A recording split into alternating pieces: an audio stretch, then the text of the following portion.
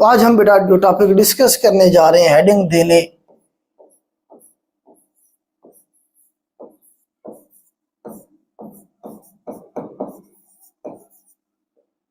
Nobel prize. ये बेटा हमारा आज का टॉपिक है। आज का जो हमारा टॉपिक है वो नोबेल प्राइज का है। तो आपको पता है कि अभी कुछ लोगों को फाइनल किया गया है नोबेल प्राइज के लिए पिछले ही मंथ में। और ये जो नोबेल प्राइज हैं ये हर साल 10 दिसंबर को दिए जाते हैं। 10 दिसंबर को ही क्यों दिए जाते हैं, ना उससे पहले ना उसके बाद? क्या ऐसा इवेंट हुआ था कि ये जो है ना 10 दिसंबर को दिए जाते हैं? ये जरा हम देखेंगे। इसकी पिछले पहले हम इसकी जरा स्टोरी देखेंगे, कहानी की शक्ल में मैं कोशिश करूंगा आपको कि नोबेल साहब के बारे में थोड़ा सा बताऊं, ताकि आपके माइंड में जो क्वेश्चन है वो याद रह जाए देर तक। तो बेटा एक कंट्री है यूरोप में जिसका नाम है स्वीडन। आपने पढ़ा होगा जो स्कैंडिनेविया है, जो हमारे बच्चे हैं उन्हें तो मैंने करवाया यूरोप सारा। स्कैंडिनेविया जो मैंने करवाया था आपको, स्कैंडिनेवियन पेनिनसुला, यूरोप का जो सबसे ऊपर वाला पेनिनसुला है। इसके एक साइड पे हमें आर्कटिक ओशन लगता है, दूसरी साइड पे हमारे पास बाल्टिक सी लगता है। उसके दरमियान में जो हमारे पास पेनिनसुला है उसे हमने स्कैंडिनेवियन पेनिनसुला का, तो उसके अंदर मुल्क थे पड़े थे हमने नॉर्वे, स्वीडन और फिनलैंड। तो हम बात करेंगे स्वीडन की। स्वीडन की बेटा ये बात है, लिखते जाइएगा। स्वीडन का कैपिटल है स्टॉकहोम।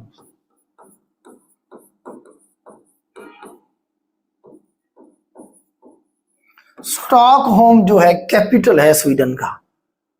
तो ये बात है बेटा 1833 की, 1833 की बात है। स्वीडन के कैपिटल स्टॉकहोम में एक बच्चा पैदा होता है।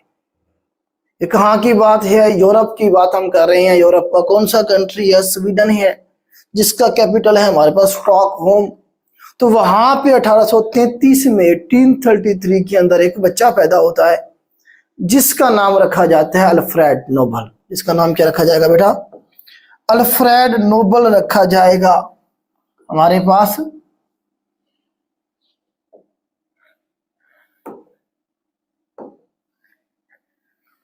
हेडिंग दे लें जी,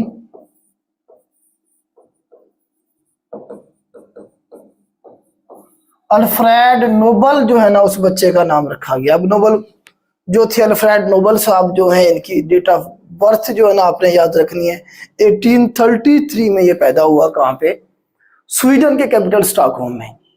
अब इसके जो वालिदैन थे, जो इसकी फैमिली थी, उनका जो बिजनेस था, जो उनका कारोबार था उस दौर में, वो था पहाड़ों से पत्थर तोड़ने का। वो क्या करते, जाके पहाड़ों से पत्थर तोड़ते और उसे बेच दिया करते थे मार्केट में। उस दौर में आप देखें तो ईंटें की जो शेप थी घर बनाने के लिए, आप देखें तो पत्थर ही मैक्सिमम यूज किए जाते थे। तो पत्थरों की डिमांड थी, उसके लिए फिर कारोबार था ये पत्थर वहां से तोड़ के लाके बेचना मार्केट में। तो नोबेल साहब की फैमिली भी यही काम करती है। तो होता ये है कि जब कोई फैमिली कोई बिजनेस कर रही होती है तो जो छोटे बच्चे होते हैं वो बचपन से ही उस काम में एक्सपर्ट हो जाते हैं। वो देखते हैं अपने घर वालों को काम करते हुए, उसी को अडॉप्ट करने की कोशिश करते हैं। तो नोबेल साहब ने भी वही किया। नोबेल साहब ने क्या किया, अपने वालिदैन के साथ वो जाते पत्थर तोड़ते और उसके बाद जो है ना क्या करते हो, देखते अपने वालिदैन को मेहनत करते हुए। अब नोबेल साहब देखते और जो है ना दिल ही दिल में उन्हें जो है ना अफसोस भी होता कि मेरे वाले साहब, मेरी वालदा, बाकी जो फैमिली है किस तरह से कितनी मुशक्कत का काम करते हैं। तो वो कोई ना कोई उनके लिए आसानी पैदा करना चाहते हैं कि मैं इनके लिए जो मेहनत है इनकी मैं कम कर। हर बच्चे की ख्वाहिश होती है कि मैं अपने वालिदैन की जो मेहनत है, जो मुशक्कत है, उनका जो बोझ है वो हल्का करने में अपना रोल प्ले करूं। आप लोग भी इसीलिए तैयारी कर रहे हैं, कहीं ना कहीं आपका गोल ये भी होगा। तो नोबेल साहब ने भी क्या किया जी, अपने वालिदैन। अच्छा, नोबेल साहब की एजुकेशन अगर देखें हम तो वो केमिस्ट्री में थी। नोबेल साहब जो एजुकेशन हासिल कर रहे थे, अभी पढ़ रहे हैं, अभी बच्चे हैं, तो ये किस में तालीम हासिल कर रहे हैं? केमिस्ट्री में कर रहे हैं। और आपको पता है यूरोप के अंदर इस तरह नहीं होता जिस तरह हमारे यहाँ पाकिस्तान में जो है ना बस रट्टा लगवा दिया जाता है केमिस्ट्री को। तो वहां पे बच्चे को एक्सपेरिमेंट करना सिखाए जाते हैं, प्रैक्टिकल करना सिखाया जाता है, प्रैक्टिकल चीजों के ऊपर ज्यादा फोकस किया जाता है। तो अल्फ्रेड नोबल साहब ने अपने घर में एक छोटी सी लैब बनाई हुई थी जिसमें वो एक्सपेरिमेंट करते थे मुख्तलिफ केमिकल को मिला के, मुख्तलिफ केमिकल को मिला के वो एक्सपेरिमेंट किया करते थे। अब वो एक्सपेरिमेंट करना चाह रहे हैं, तजर्बा करना चाह रहे हैं कि कोई मैं ऐसा इन केमिकल को मिला के रिएक्शन करवाऊं जिससे एक जोरदार धमाका हो। धमाके से क्या हो जी, हम क्या कर सके, मकसद वही था, जरूरत इजाद की मां है, बात वही है। तो मकसद ये था कि यार जब धमाका होगा, जब हम वो मटेरियल जाके लगाएंगे पहाड़ों में, तो जब वो धमाका होगा तो ढेर सारे पत्थर टूट जाएंगे, फिर हम उन्हें लाके मार्केट में बेच देंगे, ज्यादा पैसे कमाएंगे।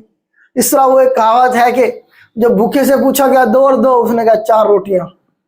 तो इसका मकसद भी वही था कि यार किसी तरीके से मैं अपनी जो वालिदैन की मेहनत है वो क्या है जी, उसे कम कर सकूं। तो उसके लिए ये क्या कर रहा है, केमिस्ट्री जिसकी अपनी लैब है वहां मेहनत कर रहा है, केमिकल मिला रहा है आपस में। एट द एंड 1867 की बात है ये। 1 मिनट रुकिएगा बेटा, 1867 की बात है ये। तो नोबेल साहब जो अपने घर से बाहर होते हैं, कुछ केमिकल ये मिला के एक्सपेरिमेंट करके चले जाते हैं। तो होता ये है कि इनकी जो लैब होती है उसमें क्या होता है, धमाका होता है। इनकी क्या इशू आ रहा है ये, इनकी लैब में बेटा क्या होता है, धमाका होता है। एक इधर से लिखा हुआ नजर आ रहा है, कहां तक आ रहा है, 1 मिनट रुकिएगा जरा। हाँ नजर आना चाहिए मेरे ख्याल से। चलें जी, तो 1867 की बेटा बात, 1866 की बात है, बल्कि 67 नहीं 66 कीजिएगा पहले।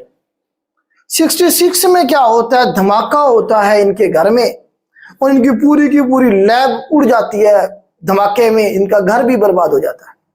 अब ये घर से बाहर थे, जान तो बच गई, लेकिन इस धमाके के अंदर इनका एक भाई जो था वो मारा जाता है।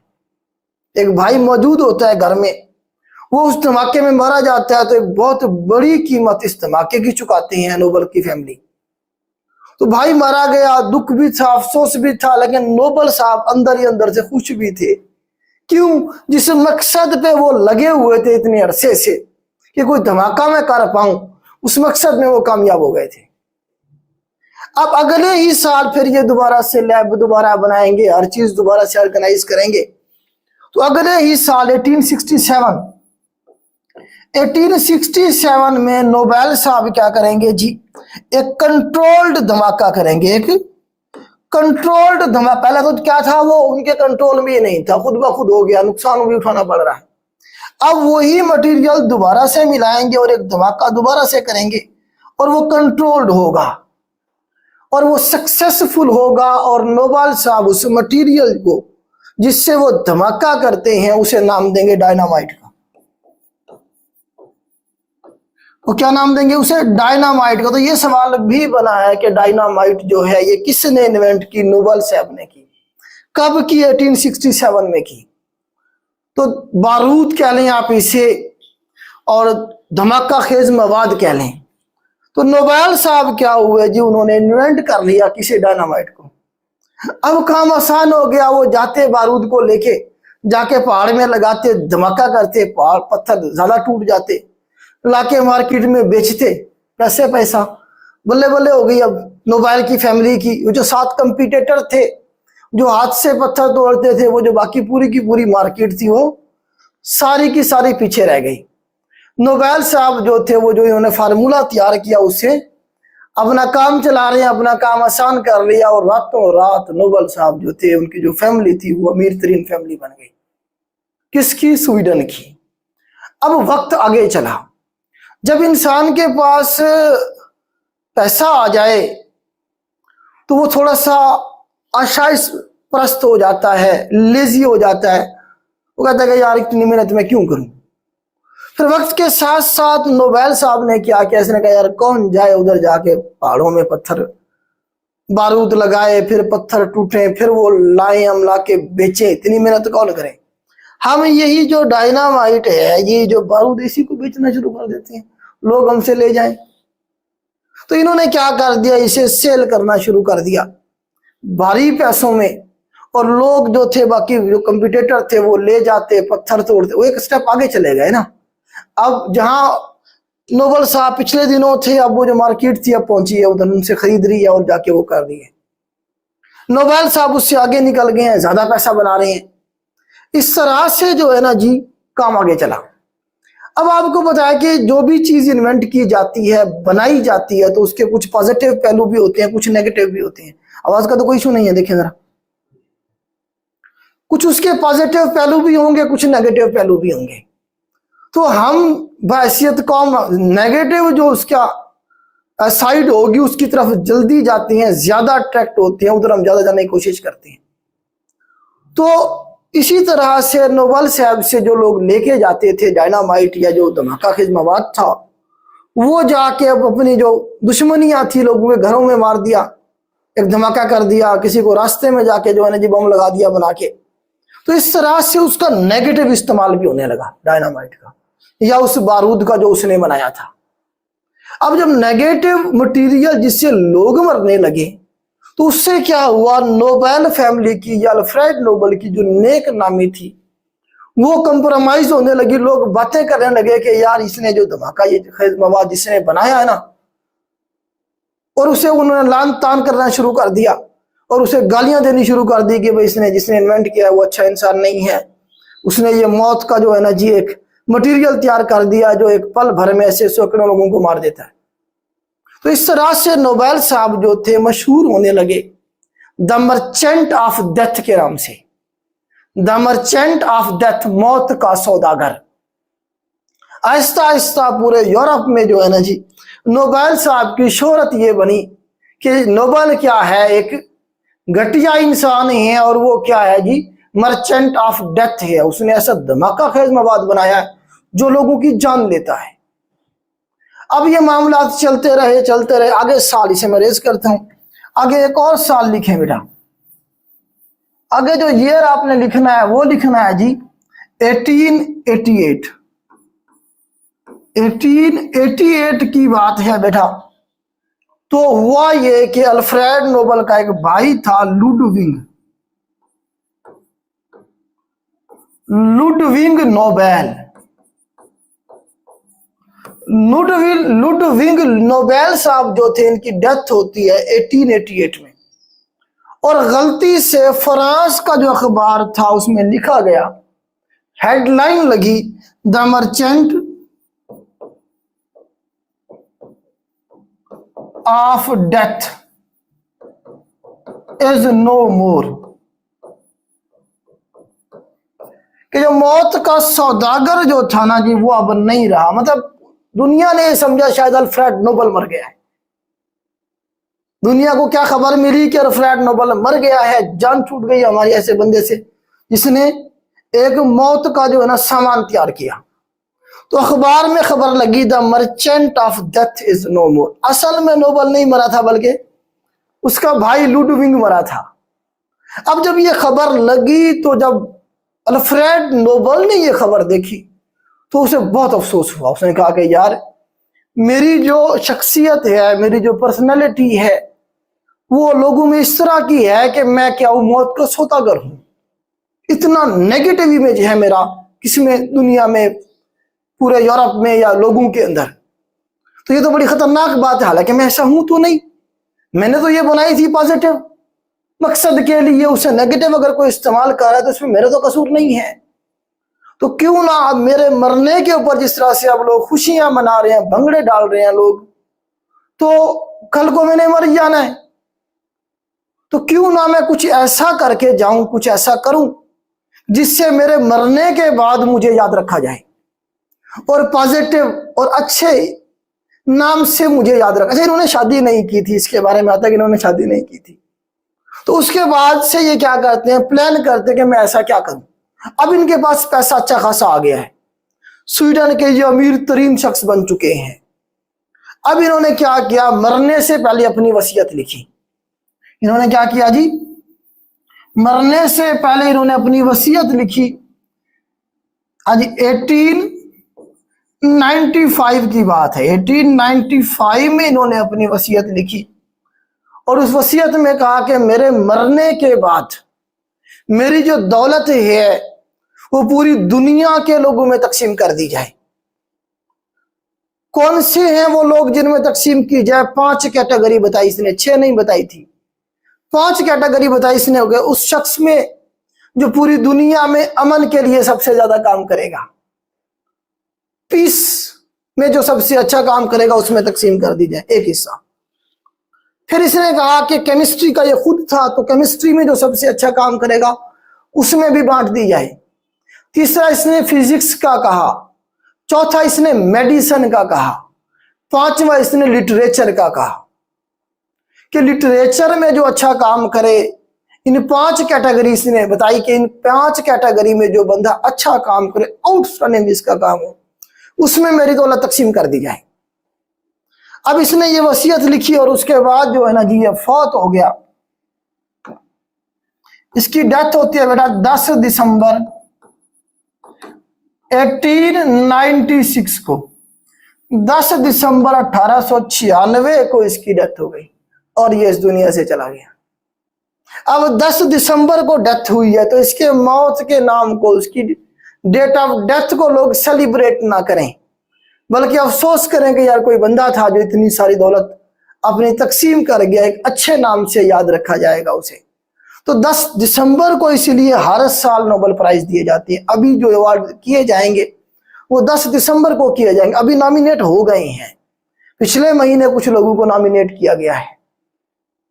तो इसीलिए हर साल देखें उनकी बर्थ की डेट जो थी उसे नहीं मनाया गया स्टैंडर्ड, उसकी डेथ की डेट को कि मेरे जाने के बाद लोग मुझे याद करें, मेरे जो मरने का दिन है उसे भी याद रखें लोग।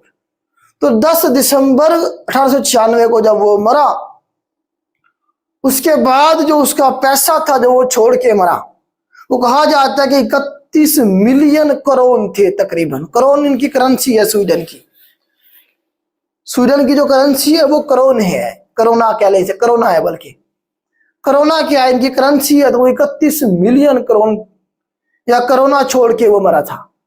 आज अगर देखें उस दौर में जो 31 मिलियन करोड़ है वो उस वक्त 250 मिलियन डॉलर में बनती थी। यूएस डॉलर में अगर देखें तो तकरीबन 250 मिलियन डॉलर बनते थे। आजकल उसकी जो नेट वर्थ है, नोबेल की जो प्रॉपर्टी है, जो पैसे वो छोड़ के मरा था, जो बढ़ गए हैं तो 1700 मिलियन करोड़ से भी ज्यादा है जो ये छोड़ के, मतलब इस वक्त जो उसकी प्रॉपर्टी की वेल्थ है। तो इस तरह से ये तो मर गया। उसके बाद अब मैकेनिज्म बनाना था कि ये किसे तकसीम किया जाए, वो जो प्रॉपर्टी है वो जो किस तरह से उसका मैकेनिज्म बनाया जाए। तो उसके लिए आप देखें, इसे मैं रेज करता हूं तो royal Swedish academy of science ये इदारे का नाम है। इसने क्या किया, मैकेनिज्म बनाया। Royal Swedish academy of science के लिए इसने मैकेनिज्म बनाया कि किस तरह से लोगों को चूज किया जाएगा, ढूंढा जाएगा और उन्हें किस तरह से नोबेल प्राइज दिए जाएंगे। तो इस वक्त जो कैटेगरी है नोबेल प्राइज की वो 6 है, लेकिन इसने 5 का कहा था। एक आगे चल के ऐड की जाएगी इकोनॉमिक्स की आगे चल के ऐड की जाएगी। तो अभी तक इसने 5 का बताया, मैंने आपको उनके नाम बता दिए हैं कि वो 5 कौन कौन सी थी। उसके बाद देखें जरा हम, जब चले मर गया वो, अब क्या होगा जी, वो मैकेनिज्म बनाया गया कि किस तरह से हमने जो है ना ये पैसे तकसीम करने हैं। तो मैकेनिज्म किसने बनाया, royal Swedish academy of science. ये सवाल बना कि कौन सी ऑर्गेनाइजेशन है ये जो तकसीम करती है, सारा जो इसे देखती है। और उसके बाद आप ये देखें कि ये कहां पे दिए जाते हैं नोबेल प्राइज। ये स्टॉकहोम में दिए जाएंगे, स्वीडन में, जहां का वो रहने वाला था, सिवाय एक के। और वो पीस का जो नोबेल प्राइज है वो ओस्लो में, स्वीडन के साथ है नॉर्वे, स्कैंडिनेवियन कंट्रीज है ये भी। नॉर्वे का कैपिटल है ओस्लो। तो ओस्लो के अंदर हर साल पीस का नोबेल प्राइज दिया जाएगा। और बाकी जो 5 हैं वो स्वीडन में, स्टॉकहोम में ही, ये सारे सवाल हैं स्टॉकहोम में ही दिए जाएंगे। ये सारे अभी सवाल पूछा गया पिछले दिनों का, जी बताएं पीस का नोबेल प्राइज कहां पे अवार्ड किया जाता है? तो ये नॉर्वे में, स्वीडन, नॉर्वे का कैपिटल ओस्लो में दिया जाएगा पीस का। बाकी सारे के सारे 5 जो हैं, बाकी जो 5 हैं वो स्टॉकहोम में दिए जाएंगे, स्वीडन में दिए जाएंगे। तो इस तरह से जो है ना जी एक मैकेनिज्म बनाया गया 1901 के अंदर। 1901 कब? 10 दिसंबर 1901 को पहली दफा नोबेल प्राइज अवार्ड किया गया। पहला नोबेल प्राइज ये सवाल बना है कब दिया गया जी? 1901 के अंदर दिया जाएगा। पहला जो नोबेल प्राइज अवार्ड किया गया वो 1901 में दिया। नोबेल प्राइज में होता क्या है, दिया क्या जाता है, आपको ये पता होना चाहिए। तो उसमें मतलब 3 चीजें होती है। नंबर 1 एक सर्टिफिकेट होता है, एक हमारे पास सर्टिफिकेट होता है। नंबर 2 हमारे पास सर्टिफिकेट जिसपे उसका नाम लिखा होता है, वो एक अवार्ड होता है किस्म का, जी आपको नोबेल प्राइज दिया जा रहा है। उसके बाद आप देखेंगे 8000 यूएस डॉलर का एक दिया जाएगा मेडल, गोल्ड का बना होता है। तकरीबन उसकी वेल्थ होती है 8000 यूएस डॉलर की। और साथ में आपको 11 मिलियन करोड़, आज के 11 मिलियन करोड़ दिए जाएंगे। तो ये 3 चीजें दी जाती हैं इस नोबेल प्राइज में। जो भी जिसे भी नॉमिनेट किया जाएगा या जिसे दिए जाएगा नोबेल प्राइज, उसका मतलब ये है कि उसे एक सर्टिफिकेट मिला, साथ में तकरीबन कोई 8000 यूएस डॉलर का एक मेडल भी होता है। उसकी एक स्पेसिफिक क्वांटिटी होती है, ये सवाल नहीं बनेगा कि उसकी क्वांटिटी कितनी होती है, परेशान ना हुआ करें। उसके बाद जी कितने पैसे दिए जाते हैं साथ में? तकरीबन आज के 11 मिलियन करोना या करोड़ कह लें उसे आप, वो दिए जाएंगे साथ में कैश की सूरत में या मनी की सूरत में, या चेक दिया जाएगा, जो भी है। ठीक हो गया? तो इस तरह से नोबेल प्राइज देने का मतलब यही है। ठीक हो गया? अब पहली दफा कब दिया गया? 1901 में दिया गया। अब कितनी कैटेगरी में दिया गया? 5 कैटेगरी में दिया गया। कितनी कैटेगरी में दिया गया? 5 में दिया गया। नंबर 1 है जी हमारे पास, देखिए हम कर लेते हैं पीस का। नंबर 2 कर लेते हैं हम केमिस्ट्री का, फिर कर लेते हैं हम फिजिक्स का, उसके बाद कर लेते हैं जी हम मेडिसिन का, फिर कर लेते हैं हम लिटरेचर का। यहां से लिटरेचर लिखा हुआ नजर आ रहा है आपको? हाँ जी, चलें जी। तो 5 कैटेगरी में दिया गया 1901 के अंदर पहली दफा नोबेल प्राइज। अब जरा हम देखते हैं कि ये जो नोबेल प्राइज दिया गया पीस का, ये सबसे पहला नोबेल प्राइज किसे दिया गया, सवाल बनेंगे। तो बेटा आप ये देखें कि हमारे पास एक बंदे का नाम है, हमारे पास हेनरी डूरंट। हेनरी डूरंट साहब को दिया गया पीस का पहला प्राइज कब? 1901 के अंदर। अमन का जो प्राइज था वो किसे दिया गया? हेनरी डूरंट को दिया गया। ये कौन है हेनरी डूरंट साहब? ये है रेड क्रॉस के फाउंडर। ये सवाल बने हैं सारे, रेड क्रॉस के ये फाउंडर है। रेड क्रॉस कब बनी थी ये भी सवाल बना है। 1863 में ये बनी थी। और इसका काम क्या है? इसका मोटो पूछता है कि ये क्या करती है। तो ये करती है चैरिटी इन वार। चैरिटी इन वार, जंगों के अंदर हेल्प करती है जख्मियों की। चैरिटी करती है किसमें? जंगों में। तो ये कब बनाई गई थी? 18 साल भी पूछा जाएगा इसका। तो ये किसने बनाई थी? Red cross, Henry Durand. इसके बारे में आप इसे इस तरह से भी कह सकते हैं कि दुनिया की पहली ऑर्गेनाइजेशन थी। इसके बाद ही तकरीबन सारी ऑर्गेनाइजेशन बनी हैं जो इस वक्त तक फंक्शनल हैं, जो काम कर रही हैं। तो इस तरह से आप देखें कि हमारे पास जो पीस का नोबेल प्राइज है वो किसे दिया गया? बेटा हेनरी डूरंट साहब को दिया। अच्छा, इसके सवाल बारे में एक और सवाल भी ऐड कर लें रेड क्रॉस के बारे में। वो ये है कि वो पूछता है कि वो कौन सी ऑर्गेनाइजेशन है जिसे सबसे ज्यादा नोबेल प्राइज मिले हैं, या जिसे 3 बार नोबेल पीस प्राइज से अवार्ड किया गया है। तो वो हमारे पास रेड क्रॉस ही है। रेड क्रॉस दुनिया की वाहिद ऑर्गेनाइजेशन है जिसे 3 बार नोबेल प्राइज दिया गया। तो कब दिया गया? इसका काम क्या है? चैरिटी एंड वार है। इसका काम क्या है? चैरिटी इन वार है, तो आप ये देखें कि पहली जंग अजीम हुई तो कब खत्म हुई? 1914 से लेकर 1918 तक थी। तो जंग में इन्होंने अच्छा काम किया। 1917 में इन्हें पहली दफा नोबेल प्राइज दिया गया। फिर इन्होंने दूसरी वर्ल्ड वार में, फर्स्ट वर्ल्ड वार के में दिया गया, फिर सेकेंड वर्ल्ड वार में इन्होंने अच्छा काम किया, तो 1944 के अंदर इन्हें फिर नोबेल प्राइज, पीस प्राइज दिया गया। फिर 100 साल जब इसे हुए ऑर्गेनाइजेशन को 1963 में, तब इन्हें नोबेल प्राइज दिया गया। तो ये दुनिया की वाहिद ऑर्गेनाइजेशन है जिसे 3 नोबेल प्राइज मिल चुके हैं। ठीक हो गया जी। तो हेनरी डुरंट तो अब आपको याद रहेगा। अब इसके साथ एक बंदा और भी था, उसका नाम है जी हमारे पास फ्रेडरिक पेसे। ये थे जी फ्रेडरिक पेसे साहब जो थे, इन्हें भी मतलब शेयर, इन दोनों को इकट्ठे मिला था। आप ये कह लें हेनरी डुरंट, ये है पहले नोबेल प्राइज की बात कर रहा हूं, 1901 वाला। 1901 वाला जो पहला नोबेल प्राइज हेनरी डुरंट को दिया गया और साथ में फ्रेडरिक पेसे को दिया गया। फ्रेडरिक पेसे साहब जो थे, इन्होंने भी यूरोपियन, आप कह लेंगे, पीस के लिए काम किया था, इसीलिए इन्हें भी दिया गया। तो पूछता है कभी कभी आपको हेनरी डुरंट का ऑप्शन नहीं देगा तो फ्रेडरिक पेसे का ऑप्शन दे सकता है, तो आपने परेशान नहीं होना है। तो ये सारे सवाल आए हैं। चैरिटी इन वार का पूछा गया, कब बनी, नाम क्या है, किसने बनाई, ये सारे सवाल बने हैं। तो पीस का नोबेल प्राइज किसे दिया गया बेटा? हेनरी डुरंट को, और उसके बाद हमारे पास फ्रेडरिक पेसे हैं। तो इन दो लोगों को शेयर्ड दिया गया था। इन्होंने क्या किया हुआ था? शेयर किया हुआ था। उसके बाद केमिस्ट्री का हमारे पास वाट हॉफ है, वाट हॉफ है, इन्होंने केमिस्ट्री में अच्छा काम किया। तो इसका बस अब इन्होंने आपके नाम याद रखने हैं, आपने इनके सिर्फ नाम याद रखने हैं। ये थोड़ा सा पहले का ब्रीफ करना जरूरी था क्योंकि पीस के बारे में तो जरूर पूछता है वो।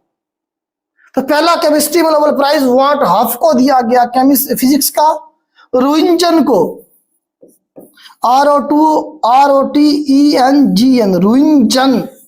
रुइंजन ने एक्सरे इन्वेंट किया था।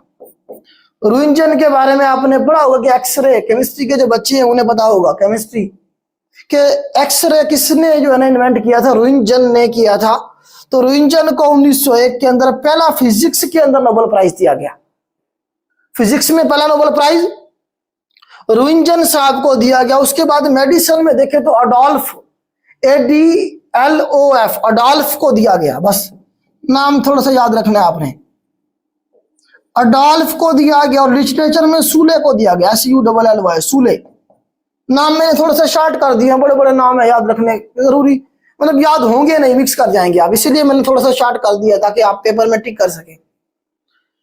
अडोल्फ को दिया गया मेडिसिन में पहला नोबेल प्राइज पीस उसका, मेडिसिन में 1901 की बात कर रहा हूं अभी मैं। लिटरेचर में दिया गया सूले को, सूले। ठीक हो गया। तो इस तरह से जो पहले नोबेल प्राइज जो 1901 में दिए गए वो आपको जरा क्लियर हुए कि नहीं हुए, ये मुझे बता दें, फिर मैं आगे चलता हूं। हाँ जी, यहां तक हो गया बेटा? मुझे बता दें एक बार, यहां तक हो गया है? क्या कह रहे हैं? ओके है बेटा यहां तक? चलें जी आगे चलते हैं। मैं रेज करता हूं, हम आगे चलते हैं, इस टॉपिक को कंप्लीट करते हैं।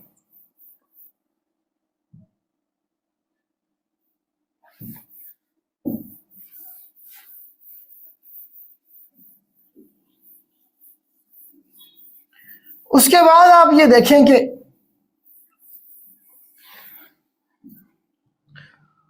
हम बात कर लेते हैं कि पहला जो नोबेल प्राइज है वो मतलब वोमेन के हवाले से बात करते हैं। First women who got Nobel prize, पहली औरत जिसे नोबेल प्राइज मिला वो कौन है जी हमारे पास? वो है हमारे पास मादाम क्यूरी। मादाम क्यूरी साहिबा हैं जी। बेसिकली ये पोलैंड की थी रहने वाली, बेसिकली ये पोलैंड की रहने वाली थी। तो इनकी स्टोरी भी बड़ी इंटरेस्टिंग है। क्यूरी फैमिली भी कह देती हैं, बाद में दफा इसे क्यूरी फैमिली कह देगा वो। तो इनकी स्टोरी इस तरह से इंटरेस्टिंग है बेटा, आपको सुनाना जरूरी है ताकि आप कुछ सीख सकें कि इनके बारे में आता है कि इनके जो वालिद साहब थे ना जी, छोटे से सरकारी मुलाजिम थे, लेकिन सरकार के खिलाफ एहतजाज करने में आगे आगे होते थे। तो ऐसे बंदे को सरकार क्या करेगी, निकाल देगी। तो इस तरह से जो है ना पहले उन्हें निकाल दिया गया, फिर वो फौत हो गए, डेथ हो गई उनकी। तो इस तरह से जो है ना जी छोटी सी उम्र में, कहा जाता है तकरीबन ये 10 सालों की थी जब इसका बाप फौत हो गया। उसके बाद इसने जो है ना जी बड़ा मुश्किल दौर गुजारा, अपना गुजारा खुद किया। जब ये कुछ बड़ी हुई तो इसने लोगों को पढ़ा के, बच्चों को पढ़ा के क्या करती थी, ये अपना गुजारा चलाती थी। इस तरह से इसने अपना टाइम पास किया और आगे बढ़ती चली गई। तो एक दफा एक घर में ये ट्यूशन पढ़ाया करती थी। तो वहां जो घर था, मतलब जिसे पढ़ाया करती थी, वो मेल था, लड़का था। तो मैरी क्यूरी को या मादाम क्यूरी को जी इश्क हो जाता है उस लड़के के साथ। अब जब इश्क हो जाता है तो उस बात का जब पता चलता है उस लड़के की माँ को, जिसने इसे तनख्वाह पे रखा हुआ था पढ़ाने के लिए, जब उसे इस बात की खबर मिली तो कहा जाता है उसने इसके खूब लत्ते लिए, खूब क्लास ली इसकी। क्योंकि तुझे हमने रखा है पढ़ाने के लिए और तू घर की मालकिन बनने का ख्वाब देख रही है। मेरे बेटे के ऊपर जो है ना जी उसे जादू किया हुआ है, फंसाया हुआ है उसे, इस तरह की बातें, मतलब अच्छी खासी बातें सुनाई इसे बेचारी को और इसे निकाल दिया। और छोटी सी नौकरी मिली थी जिससे इसका गुजारा हो रहा था, वहां से निकाल दिया गया खूब जलील करने के बाद। तो खैर मादाम क्यूरी एक मजबूत साहब की औरत थी। तो इन्होंने क्या किया, गुजारा किया कुछ दिनों तक। फिर ये चली गई फ्रांस चली गई। वहां जाके इन्होंने अपनी स्टडी भी जारी रखी और बहुत सारे काम साथ में इसने जारी किए रखे। तो उसके बाद इनकी जाके आगे शादी हो जाएगी पैरी क्यूरी से। पैरी क्यूरी जो था ना, ये साइंटिस्ट था, इसके साथ इनकी शादी हो गई।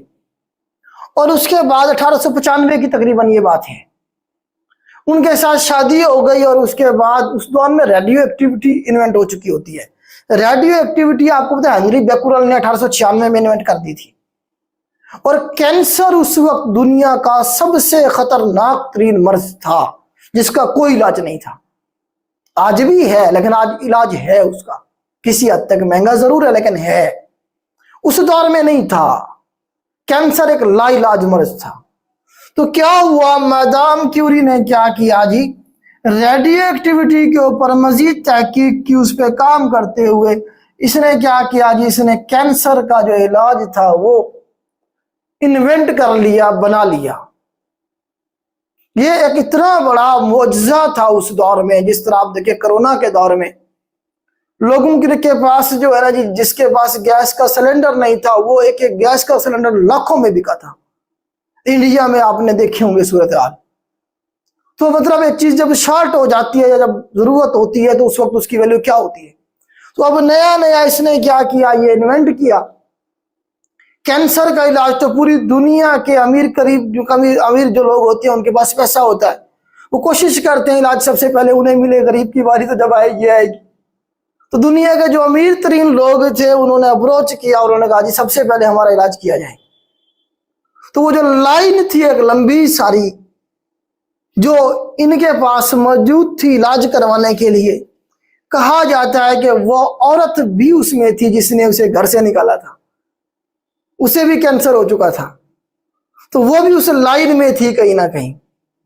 तो कहा यह जाता है कि मादाम क्यूरी ने सबसे पहले उसका इलाज किया था कि अगर ये औरत ना होती तो शायद मैं ये इलाज दरियाफ्त ही ना कर पाती, मैं इसके बेटे की मोहब्बत में बर्बाद हो गई होती।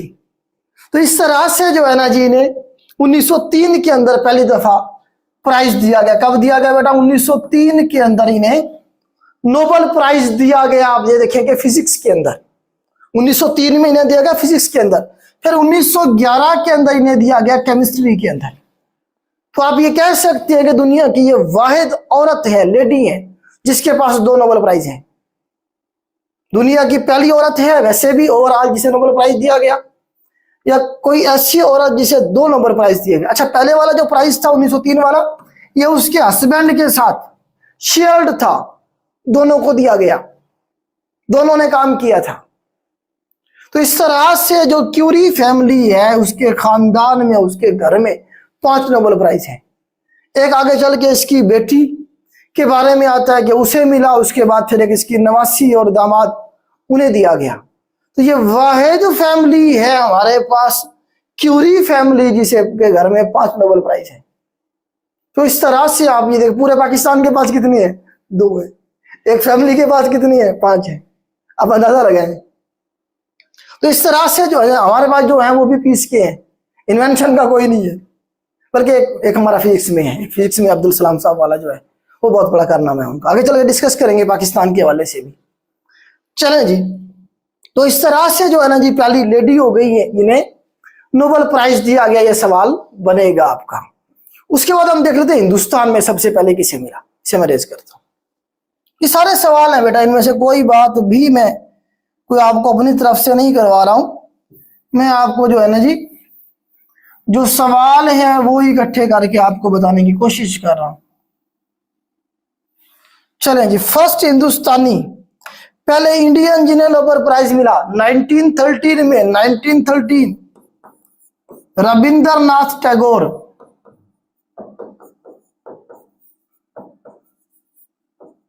रविंद्रनाथ टैगोर साहब जो हैं इन्हें नोबेल प्राइज दिया गया, पहले हिंदुस्तानी है जिन्हें नोबेल प्राइज दिया गया। कब? 1913 में। किसमें दिया? लिटरेचर में मिला इन्हें लिटरेचर में दिया गया। इन्होंने किताब लिखी थी गीतांजलि। यह भी सवाल बना है कि किस वजह से गीतांजलि जो है जो बुक है वो लिखने के ऊपर इन्हें दिया गया था, गीतांजलि।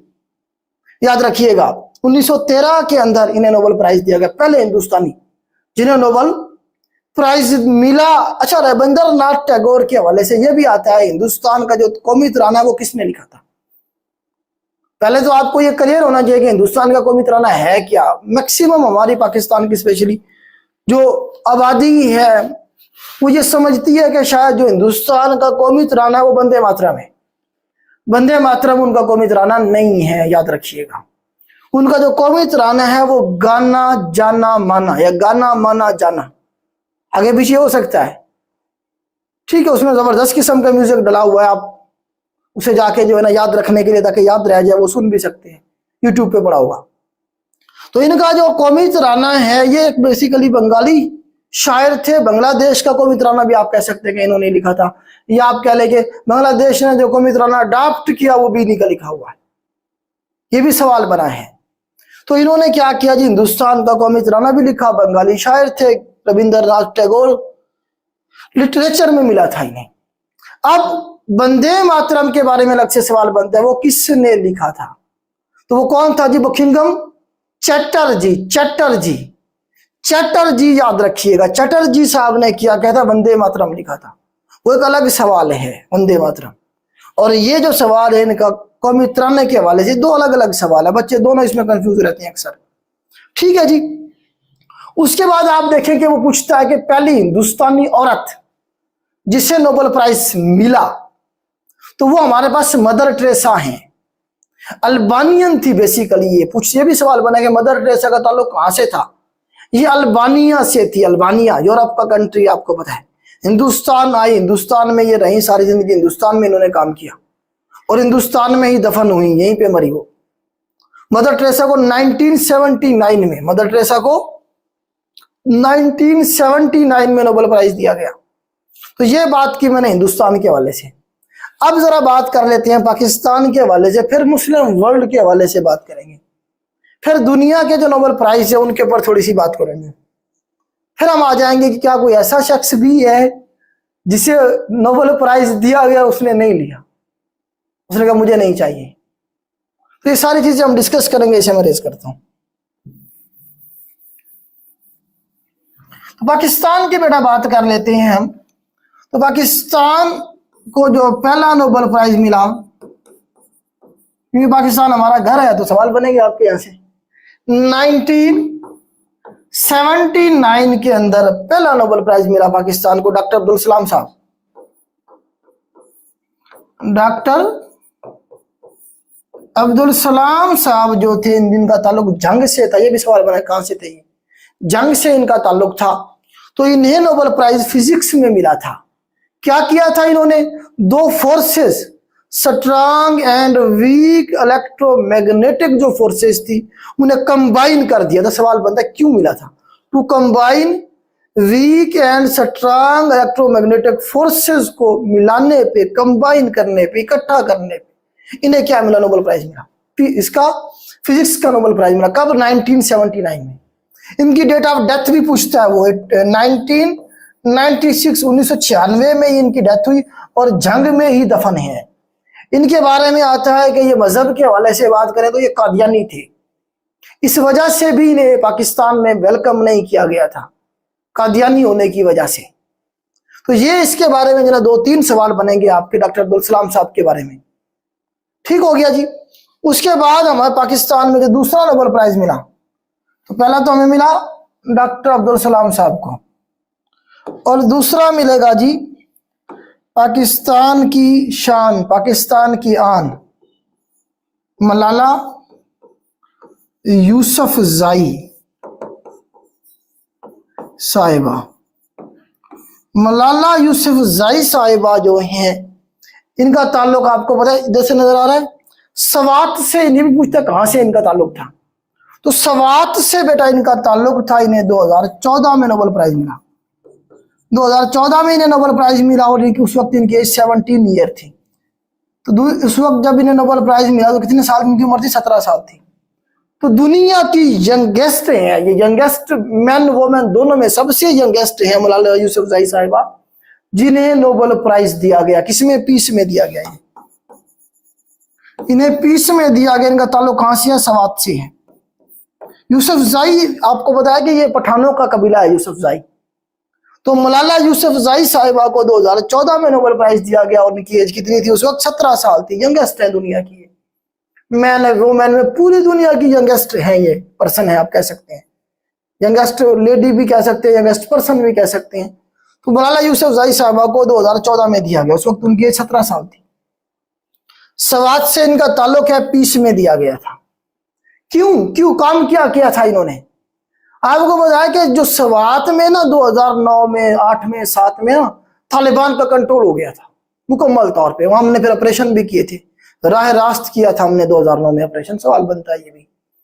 तो वहां पे जब ये तालिबान ने अपनी कंट्रोल संभाल लिया तो उस वक्त वो एक किस्म का नो गो एरिया हो गया था। उन्होंने औरतों की तालीम पे पाबंदी लगा दी थी। स्कूल जो थे लड़कियों के वो खत्म कर दिए थे, और इस्लामी निजाम और ये जो बैंक हैं हमारे, इनका ये सूदी निजाम है, इन्हें बंद कर दो। मतलब जो गवर्नमेंट की रिट थी वो खत्म हो गई थी, मुकम्मल तौर पे उनका कंट्रोल था। उनका अपना कानून चलता था तालिबान का, टीटीपी जिसे हम कहते हैं। तो उस दौर में जो है ना मौलाना यूसुफजई साहिबा जो थी, स्कूल जा रही थी, या जो उनकी वुमेन थी, बाकी जो लड़कियां थी, उनकी तालीम के लिए इन्होंने काम किया था कि भाई इनका भी हक है, इस्लाम इजाजत देता है कि आप तालीम हासिल करें, पढ़ें। तो ये कौन सा जो है ना जी आपका दीन है, मजहब है, आप कहते हैं कि जी तालीम होनी नहीं चाहिए। तो उसी दौरान तालिबान ने अटैक किया था इनके ऊपर भी। तो इनके साथ बाकी जो लोग थे, 2-3 लोग मेरे ख्याल से शहीद हो गए थे। तो इन्हें भी गोली लगी थी इधर सर में, और बाकी भी जिसम इनका जख्मी हुआ था। उसके बाद फिर ये जो है ना जी चली गई, जो है ना जी अमेरिका और यूरोप और बाकी मुल्कों में, वहां इन्हें बहुत सारे अवार्ड दिए गए। अल्टीमेटली 2014 में जो पीस का प्राइज था वो दिया गया मौलाना यूसुफजई साहब। अब इसके और भी फैक्टर बहुत सारे थे, उन पर हम फिर कभी बात करेंगे। अभी हम कमीशन के हवाले से बात कर रहे हैं। ठीक है बेटा। तो ये 2 नोबेल प्राइज मिले हैं पाकिस्तान को अभी तक। ये 2-3। अच्छा, इसकी किताब के बारे में भी आजकल पूछ रहा है। इसने किताब लिखी अभी, we are displaced, we are displaced. ये किताब पूछता है बेटा कि किसकी है? मौलाना यूसुफजई साहिबा की है। इन्होंने ये किताब लिखी है।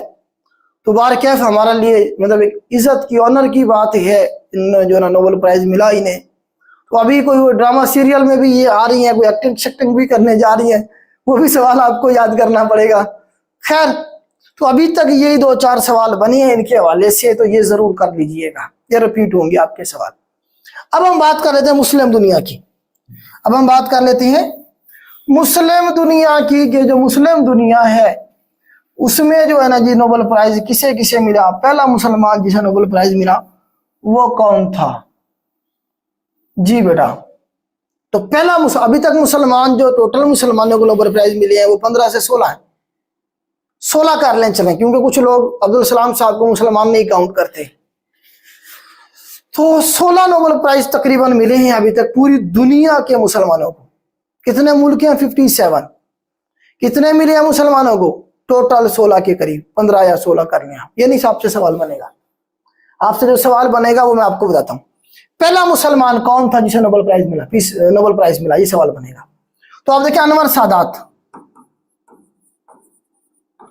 अनवर सादात पहला मुस्लिम था जिसे नोबेल प्राइज मिला। कब? 1978 के अंदर। 1978 सवाल, इसका साल भी याद रखना आपने। अनवर सादात पहला मुस्लिम था जिसे नोबेल प्राइज मिला। कौन सा मिला? पीस का मिला। क्यों मिला? सवाल ये भी क्यों मिला ये भी पता होना चाहिए। Camp David agreement, camp David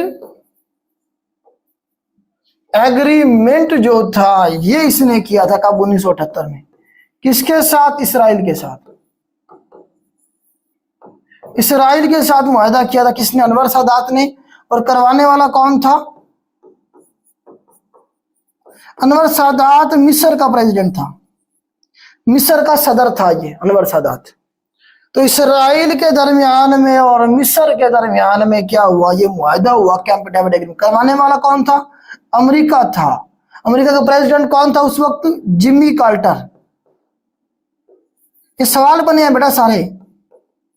Jimmy Carter जो था उस वक्त प्रेसिडेंट था यूएसए का। इसने क्या किया? इसने मिस्र को कहा, अनवर सादात को कहा कि आप इसराइल को तस्लीम कर लें, आप जंग को छोड़ के अमन की तरफ चले जाएं। तो इसलिए इस बात पे एग्री हो गया। बदले में इसराइल ने जो इलाका कब्जा किया हुआ था मिस्र का वो छोड़ दिया था। बीइंग था उस वक्त इसराइल का प्रेसिडेंट।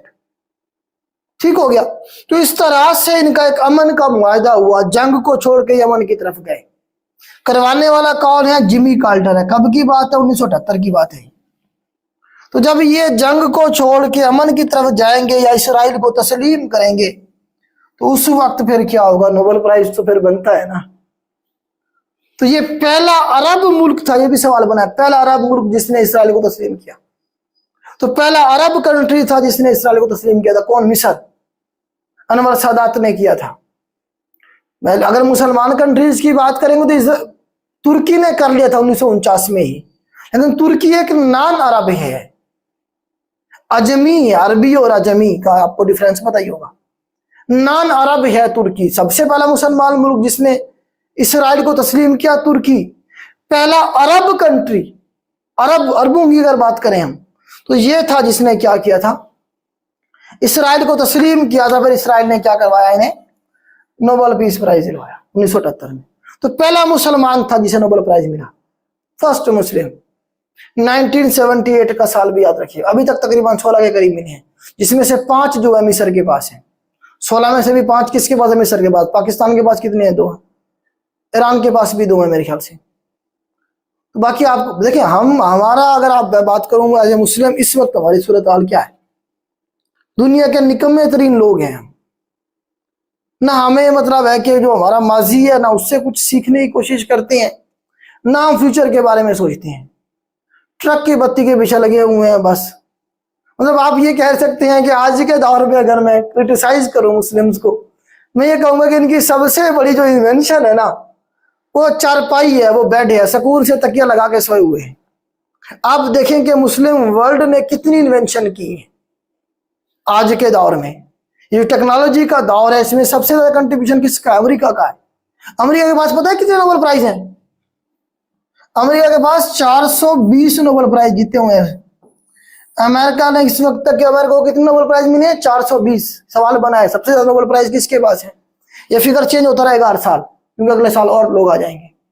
तो लेकिन वो सवाल ये पूछता कि सबसे ज्यादा नोबेल प्राइज विनर कंट्री कौन सा है? अमेरिका है। कितनी है इस वक्त तक? 420 है। और हमारी पूरी 57 जो मुसलमान मुल्क है कितने हैं उनके पास? 16। भाई वो जब इन्वेंशन कर रहे हैं, हर चीज, पूरी टेक्नोलॉजी, पूरा दौर उनका है, तो वो लीड करेंगे दुनिया को। फिर हम कहते हैं जी सुपर पावर वो नहीं है। वही वो इस वक्त लीड कर रहे हैं दुनिया को, ये हकीकत है, तस्लीम करना पड़ेगा। जब आप कुछ ठीक करना चाहते हैं, कुछ अच्छा करना चाहते हैं, अपने आप अपनी गलती को सुधार के आगे बढ़ना चाहते हैं, तो सबसे पहले जो शर्त है वो तस्लीम करना है। आप तस्लीम करते हैं कि हम निकम्मे हैं, आप तस्लीम करते हैं कि मुझसे ये गलती हुई है, मेरे अंदर ये फॉल्ट है, फिर आप उसे ठीक करने की तरफ जाते हैं। हम तस्लीम ही नहीं करते। आज भी हम रो रहे हैं 8वीं सदी के अंदर जो हमारे साइंटिस्ट थे जी, ये तो सारा काम उन्होंने किया था, किताबें ले गए चोरी करके। और भाई तुम अगर हिस्ट्री को अच्छी तरह से पढ़ो तो तुम ये तो देखो, वो जो मुसलमान साइंटिस्ट थे उनके साथ हमने खुद मुसलमान जो हुक्मरान थे उन्होंने क्या किया, उन्होंने बेचारों ने जिंदगी कैसे गुजारी, हमने उनके साथ क्या किया था। उसके बाद हमने क्या, जब उन्होंने इन्वेंशन की उस वक्त हम रीड भी कर रहे थे। आज हम कुछ नहीं करे, इतने सालों से 1000 साल तो गुजर गया तकरीबन, उसके बाद से हमने क्या किया, कुछ भी नहीं किया। इसीलिए हम ख्वार हो रहे हैं। अगर को अभी भी नहीं समझेंगे इस बात को, प्रैक्टिकल नहीं होंगे तो मजीद ख्वार होंगे। खैर आगे चलते हैं। सबसे ज्यादा नोबेल प्राइज आपसे सवाल पूछा किसके पास है जी, अमेरिका के पास है। दूसरे नंबर पे हमारे पास है यूके, बर्तानिया। बर्तानिया के पास तकरीबन 137 137 के करीब है। ये सवाल बना है पेपर में। Second most Nobel prize winner country कौन सा है, यूके। तीसरे नंबर पे जर्मनी है, 115 के करीब नोबेल प्राइज जीते हुए हैं किसने, जर्मनी ने। तो आपको पता है यही मुल्क लीड कर रहे हैं, यही इन्वेंशन में है। ये जो मैं आपसे कम्युनिकेट कर रहा हूं, ये माइक से लेके मोबाइल तक, ये पूरी टेक्नोलॉजी, ये जो बोर्ड है सारे का सारे किसका बनाया हुआ है, उन्हीं का बनाया हुआ है। मैं अगर अमेरिका सैटेलाइट सिस्टम बंद कर दे तो मैं अपना मैसेज भी आप तक नहीं दे सकता।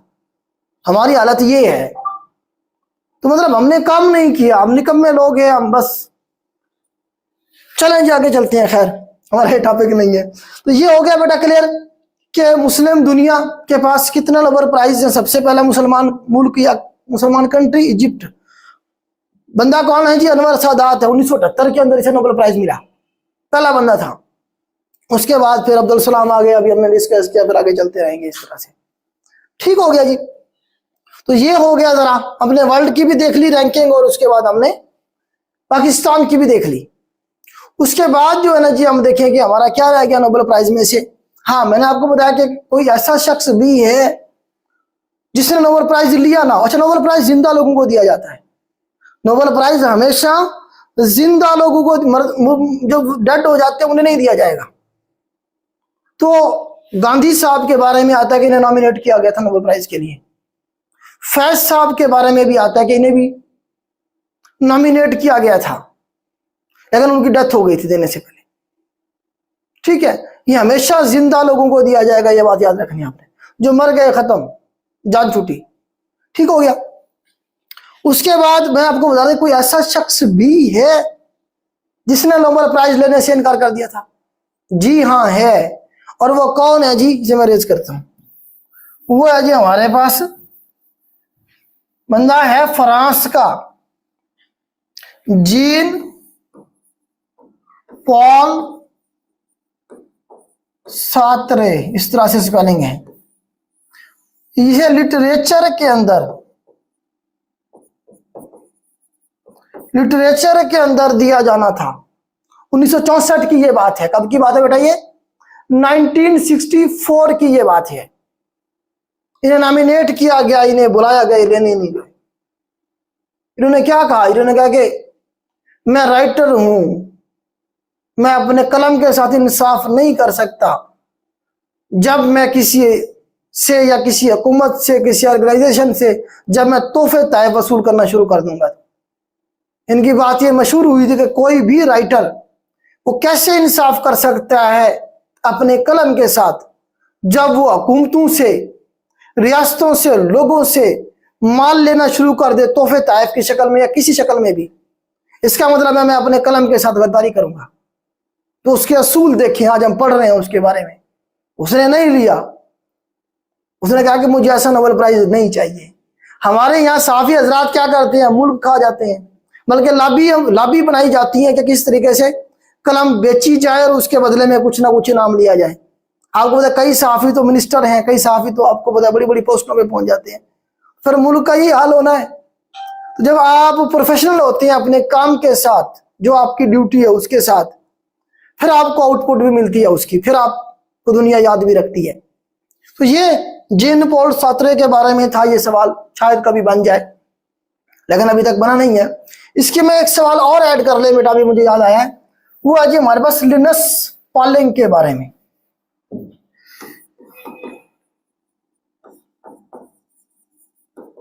ये एक शख्स है जी, यूएसए से इसका ताल्लुक था, तो इसे भी 2 नोबेल प्राइज मिले हैं,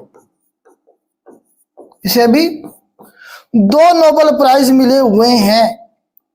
तो इसके बारे में भी सवाल ये बनता है कि अनशेयर्ड वो कौन सा पर्सन है जिसे अनशेयर्ड 2 नोबेल प्राइज मिले हैं। तो ये हैं लिनस पॉलिंग साहब हैं जी, इन्हें जो है ना जी 2 अनशेयर्ड नोबेल प्राइज, जो मैरी क्यूरी थी, मादाम क्यूरी, उन्हें भी 2 मिले थे, लेकिन वो शेयर्ड था, एक उनका अपने खामद के साथ, और दूसरा उन्हें अकेले को मिला था। तो इन्हें आप देखें कि 1954 में और 1962 में ये मिला केमिस्ट्री में और ये मिला पीस में। तो ये क्या था जी, अनशेयर्ड था, आप कहेंगे अनशेयर्ड जिसे 2 नोबेल प्राइज मिले, वो हमारे पास लिनस पॉलिंग है।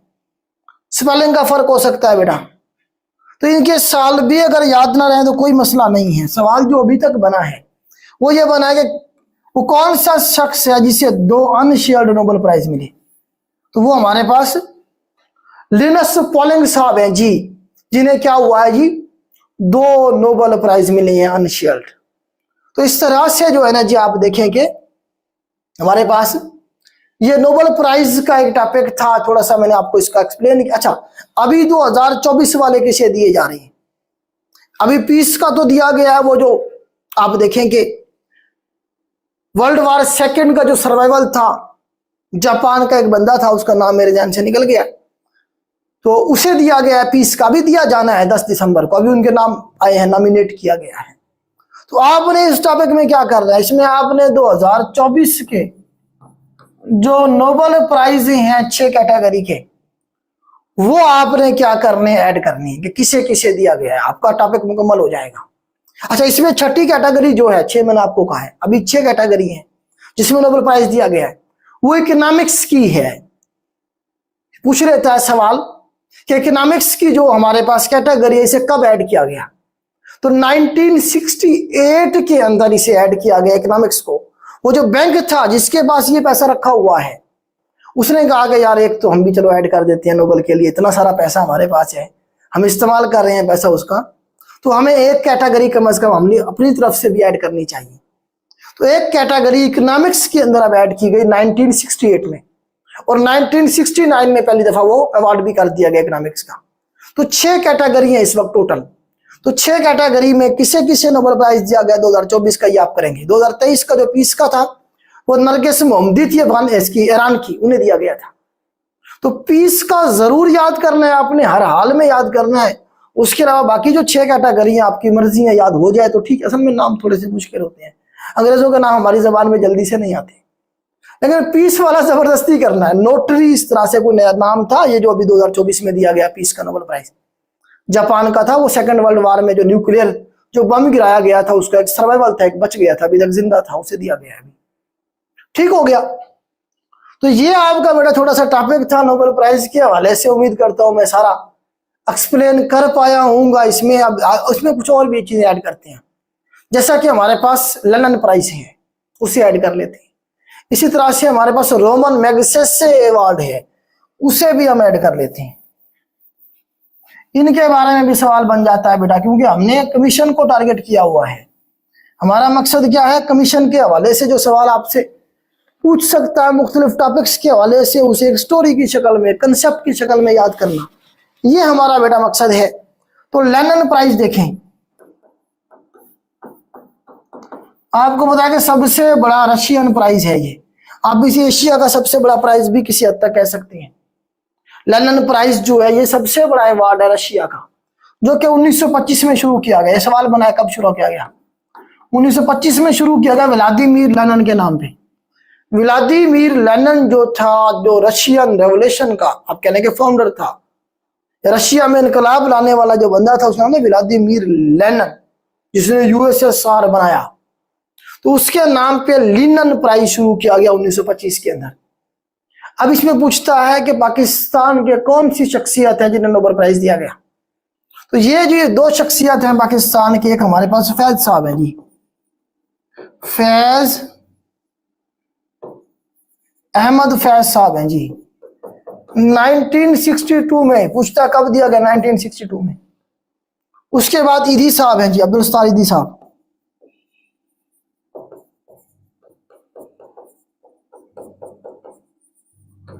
इन्हें 1988 के अंदर नोबेल प्राइज दिया गया। 1988 के अंदर अब्दुल सत्तार ईदी साहब को क्यों दिया गया?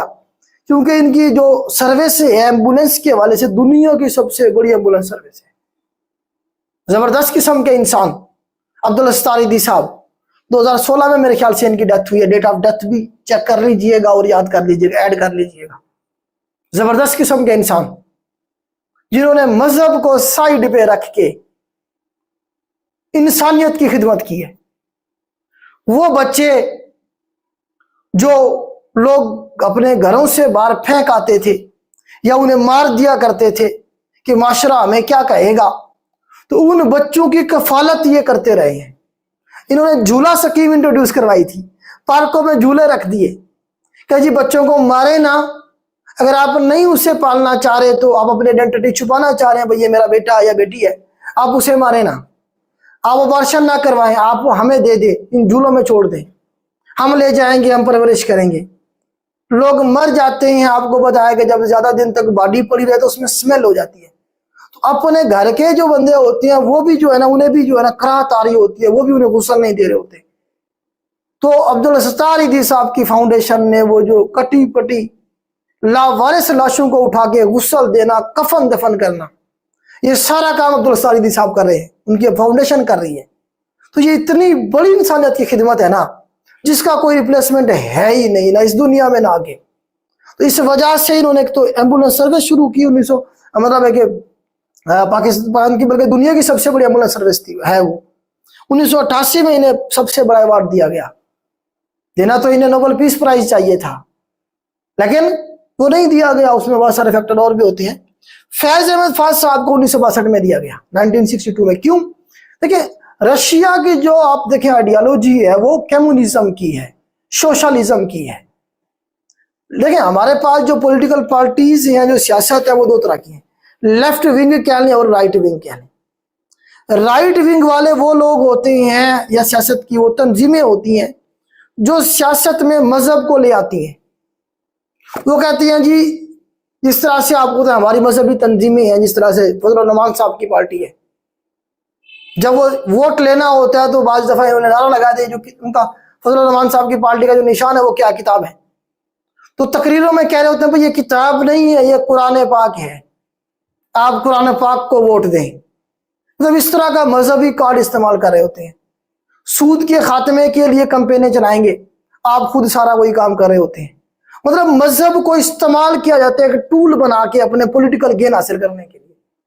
इसी तरह से नून लीग की आपको पता है कि पॉलिटिकल पार्टी, इन्होंने हमेशा हाफिज सईद और बाकी जो लोग हैं राइट विंग वाले जो लोग हैं, मतलब जो मजहब को इस्तेमाल करते हैं, आपको पता है यहूदी एजेंट है जी, ये नारा लगाया, मतलब मजहब को इस्तेमाल किया गया अपने मुखालफिन को दबाने के लिए। तो वो पार्टी सारी जो मजहब का सहारा लें अपना जाती मफाद हासिल करने के लिए, पॉलिटिकल गेन के लिए, उन्हें आप राइट विंग की पार्टीज कहेंगे। दूसरी पार्टी हमारे पास होती है लेफ्ट विंग की पार्टीज, जो कहती है कि मजहब जिसका जहां है अपने घर तक रखे, रियासत को, हमें, हमारी पार्टी को या दूसरे लोगों को उससे कोई कंसर्न नहीं होना चाहिए। जिस तरह से पाकिस्तान पीपल्स पार्टी है, पाकिस्तान पीपल्स पार्टी की आप हर चीज से इख्तलाफ कर सकते हैं, उनकी पॉलिसियों से, उनकी करप्शन पे, लेकिन पाकिस्तान पीपल्स पार्टी ने कभी ये नहीं कहा कि फलाना यहूदी है, फलां जो है ना जी मुसलमान नहीं है, ये काफिर हो गया है। मतलब मजहब को इस्तेमाल नहीं करते वो अपने जाती मफाद के लिए। हाँ, अपनी कैंपेन पूरी चलाएंगे, वो जमहूरियत और फलां और ये और वो, जिस तरह होता है। खान साहब को भी आपने देखा होगा तस्वीर फेर रहे होते थे, उन्हें भी आप राइट की पार्टी कह सकते हैं। जैसे आला तो राके जो ना का नाम बदो ना इस्ताइन पढ़ना, तो ये सारा मतलब आप देखें कि मजहब का कहीं ना कहीं इस्तेमाल करना, शो करना कि जी मैं बहुत अच्छा इंसान हूँ, पूरे मजहब पे पूरा उतरता हूँ, तो इसीलिए लोग मेरी तरफ अट्रैक्ट होंगे या हमारी तरफ आ जाएं, हमें सपोर्ट करें। ये सारी राइट की पार्टीज होती हैं। लेफ्ट की पार्टीज और राइट की पार्टीज आपको समझ आ गई। जो कम्युनिज्म है, जो सोशलिज्म है, ये आप कह लें कि लेफ्ट की पार्टीज जो होती हैं वो उधर होती हैं। ये कहते हैं मजहब हर किसी का अपने घर का है, कोई अमल करे ना करे उसका जाती अल्लाह का और उसका मामला है। तो जो ये थे ना फैज साहब, ये जो थे ना आप कहते हैं लेफ्टिस्ट थे, इन्हें कहा जाता लेफ्टिस्ट। लेफ्ट का मतलब इनका नजरिया था कि मजहब को एक साइड पे रखा जाए और मुल्क के जो बाकी मामला हैं वो आगे चले। तो जब हम ये जो दौर था, आप देखिए कैपिटलिज्म और सोशलिज्म का, कोल्ड वार का दौर था, पूरी दुनिया दो हिस्सों में तकसीम हो चुकी थी।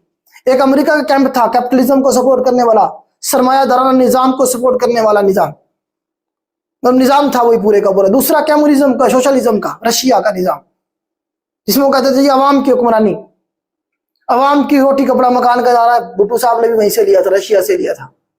ठीक है, तो फैज साहब जो थे रशिया के करीब थे, और ये वो दौर था जब आपको पता है कि लियाकत अली खान साहब रशिया को छोड़ के अमेरिका चले गए थे, तो पाकिस्तान मुकम्मल तौर पे अमेरिका कैंप में था।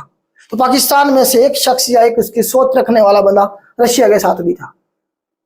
वो रावलपिंडी कॉन्स्पिरेंसी केस आपने सुना होगा, लियाकत अली खान की गवर्नमेंट को गिराने के लिए जो हुआ था फैज साहब के ऊपर, ये जेल में रहे, फिर जनरल अकबर खान था और बाकी लोग भी थे। तो उस दौर में भी आपको पता ही नहीं जेल में डाला गया, बाकी मामला थे। तो ये लेफ्ट के बंदे थे, रशिया के करीब थे और शायर थे बड़े जबरदस्त किस्म के। इनकी पूरी शायरी में आपको पता है कि रियासत के जुल्म के खिलाफ आपको बगावत मिलेगी कहीं ना कहीं। आप सुनेंगे, आप कहेंगे जैसे आज के दौर के बारे में लिखे गए हैं, ये जबरदस्त किस्म की इनकी शायरी आपको मिलेगी। और उर्दू आपका मुकम्मल नहीं होता फैज साहब के बाद। आप कह लेंगे उर्दू जो आपकी है, गालिब के बाद, इकबाल साहब के बाद तीसरी पर्सनालिटी फैज साहब है, जिनके बगैर आपका उर्दू मुकम्मल नहीं होता। तो जबरदस्त पर्सनालिटी। तो रशिया ने, इस रशिया के करीब थे तो इसलिए रशिया इन्हें अवार्ड भी देगा। 1962 में इन्हें अवार्ड दिया गया था, रोमन कह रहा हूँ, लेनिन प्राइज। ठीक हो गया बेटा। तो ये थोड़ा सा लेनिन प्राइज के बारे में आपको बताया। अब एक रोमन मैग्सेसे अवार्ड है बेटा, ये भी थोड़ा सा हम देख लेते हैं। रोमन मैग्सेसे अवार्ड है बेटा, इसे भी थोड़ा सा हम देख लेते हैं। इसके बारे में भी सवाल कभी कभी बन जाता है।